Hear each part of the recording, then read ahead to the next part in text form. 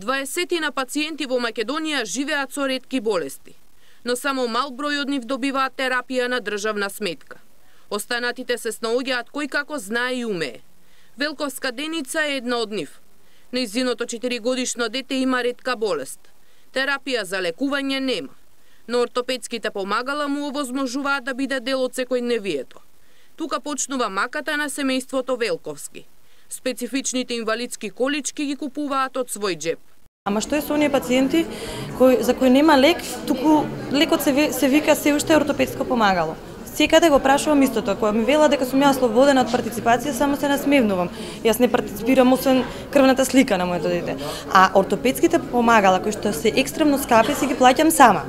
Во Министерството за здравство е формирана нова комисија за ретки болести.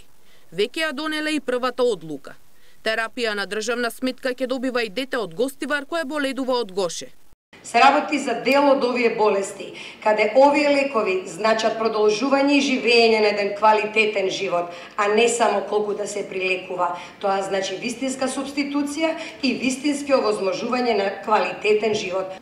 Имаме родители со фенилкетонурија кои работат по 2 работи ако треба или по 2-3 смени за да можат да овозможат пари за да му го купат на детето она што му е потребно од страна на посебна исхрана и лекови кои му се потребни, кои се од 300 до 500 евра месечно. Во светски рамки има над 7000 различни видови на ретки болести. Од нив боледуваат 350 милиони лица.